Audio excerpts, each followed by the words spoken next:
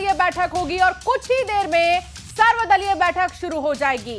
विपक्ष को ऑपरेशन सिंदूर की जानकारी दी जाएगी। सर्वदलीय बैठक से पहले बड़ी मुलाकात पीएम मोदी से एनएसए अजीत डोभाल मिले हैं। ये बड़ी खबर आप तक पहुंचा रहे हैं। प्रधानमंत्री नरेंद्र मोदी से एनएसए अजीत डोभाल मिले हैं। ऑपरेशन सिंदूर के पहले भी पीएम मोदी से मुलाकात की थी अजीत डोभाल ने और उसके बाद ऑपरेशन सिंदूर को अंजाम दिया गया था।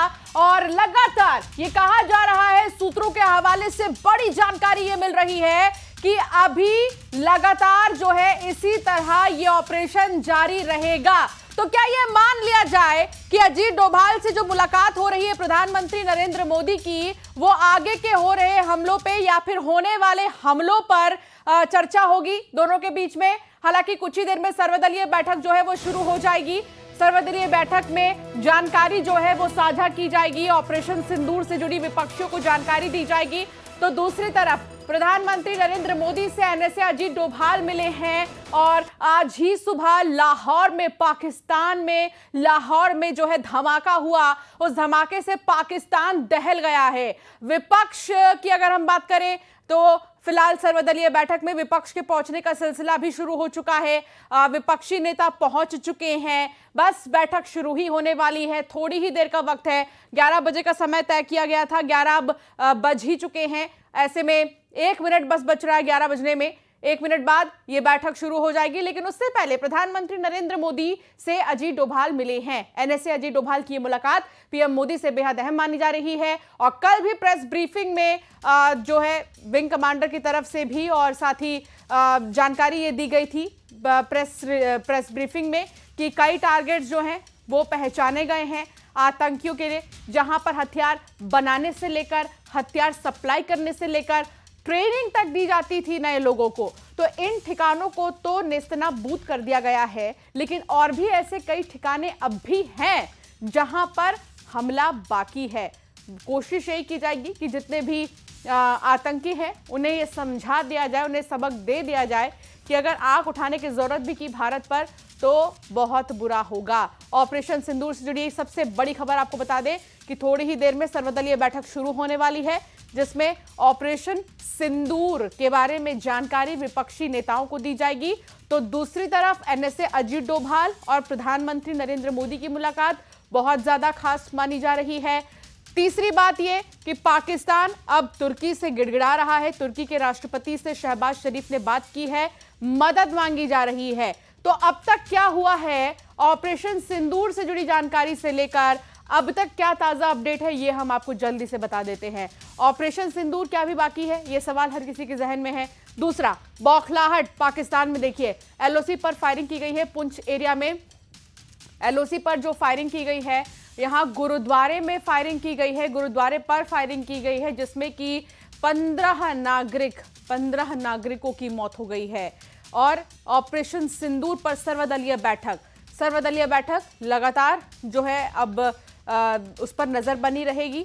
शुरू होने वाली है थोड़ी ही देर में। तो अब सर्वदलीय बैठक शुरू होने वाली है थोड़ी ही देर में। संदीप इस पर ज्यादा जानकारी देंगे। संदीप, 11 बजे का वक्त तय किया गया था, क्या बस शुरू ही होने वाली है ये बैठक?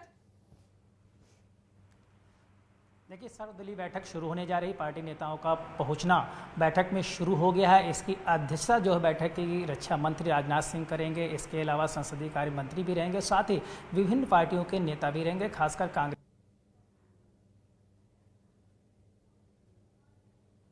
जी संदीप, कुछ तकनीकी खराबी की वजह से आपकी आवाज हम तक नहीं पहुंच पा रही है। दोबारा संपर्क साधने की कोशिश करेंगे, लेकिन इस बीच बड़ा अपडेट ये आपको दे दे कि सर्वदलीय बैठक जो है बस वो शुरू ही हो चुकी है लगभग, मान लीजिए।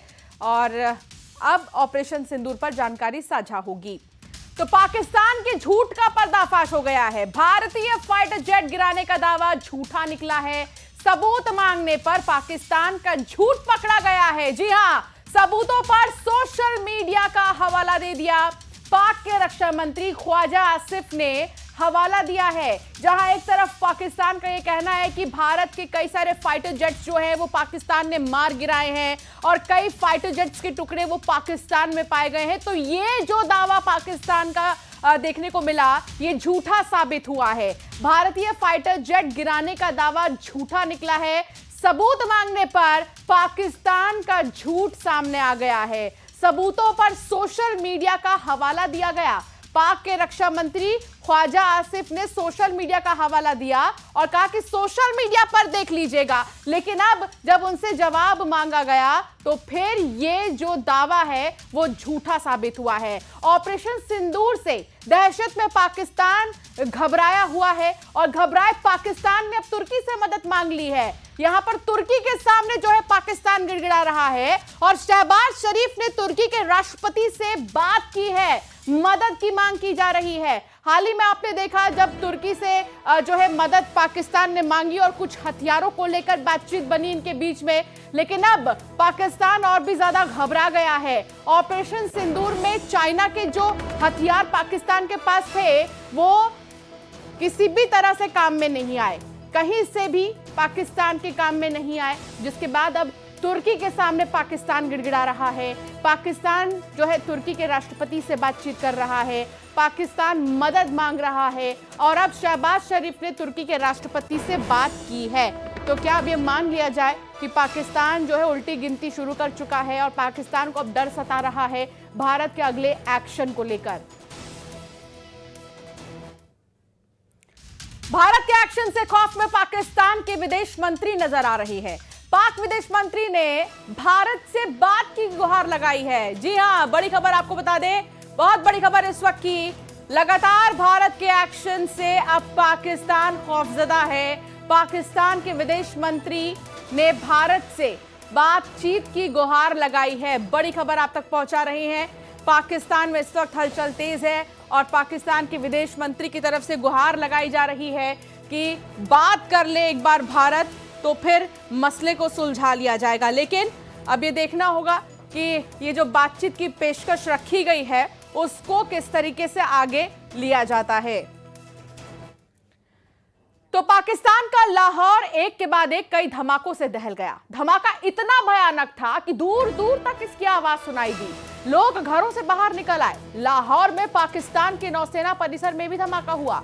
ये पाकिस्तान का नौसेना परिसर लाहौर में पुरानी एयरपोर्ट के बहुत करीब है। ये 5 तस्वीर हम आपको दिखा रहे हैं। पाकिस्तान में आप देखिए हुए धमाके की तस्वीर, जिसमें कि भारत का कोई हाथ नहीं है, लेकिन ऑपरेशन सिंदूर के बाद जब ये धमाका हुआ तो पाकिस्तान दहल गया। पाकिस्तान का लाहौर एक के बाद एक कई धमाकों से दहल गया है और धमाका इतना भयानक था कि दूर दूर तक इसकी आवाज सुनाई दी है। लोग घरों से बाहर निकल आए। लाहौर में पाकिस्तान के नौसेना परिसर में भी धमाका हुआ है। फिलहाल एयरपोर्ट को बंद कर दिया गया है। ये पाकिस्तान का नौसेना परिसर लाहौर में पुराने एयरपोर्ट के करीब है। तो पाकिस्तान में हड़कंप मच गया है। परिसर में धमाका हुआ है, ड्रोन से धमाका हुआ है। लाहौर समेत 3 एयरपोर्ट्स को फिलहाल बंद कर दिया गया है। तो इस वक्त क्या हो रहा है पाकिस्तान में, यही सवाल हर किसी के मन में है। हर कोई यही सोच रहा है कि पाकिस्तान में इस वक्त किस तरह का मंजर है।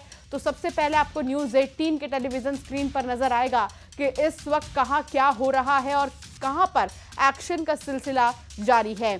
तो ये 5 तस्वीर आपको दिखा रहे हैं पाकिस्तान से इस वक्त, जहां लाहौर में कई धमाके बैक टू बैक हुए। ये शॉट आ रहे थे, कह रहे थे रेडी स्टेडी, पता नहीं अपने लिए। मैं उसके बाहर आया, मैं तो वैसे भी वो मिसाइल था।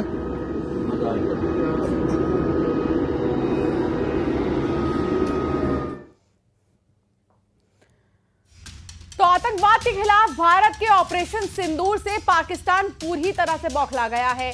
जवाब में पाकिस्तानी सेना ने कायराना हरकत की है। पाकिस्तानी फौज एक बार फिर सीजफायर का उल्लंघन किया। जम्मू कश्मीर के राजौरी, उरी और तंगधार में तोपखाने और मोटार से नागरिक इलाकों को निशाना बनाया गया। पाकिस्तानी सेना ने पुंछ में गुरुद्वारों को निशाना बनाया, जिसमें 5 सिख समेत 15 लोगों की मौत हो गई है। तो ये बौखलाए पाकिस्तान की करतूत आप देखिए। पुंछ में किस तरीके से फायरिंग की गई, तो नुकसान आप देखिए। राजौरी, कुपवाड़ा, मेंढर और उरी, यहां पर लगातार जो है सीजफायर का उल्लंघन कर फायरिंग कर रहा है। और ये सर्वदलीय बैठक की भी तस्वीर आपको दिखा रहे हैं।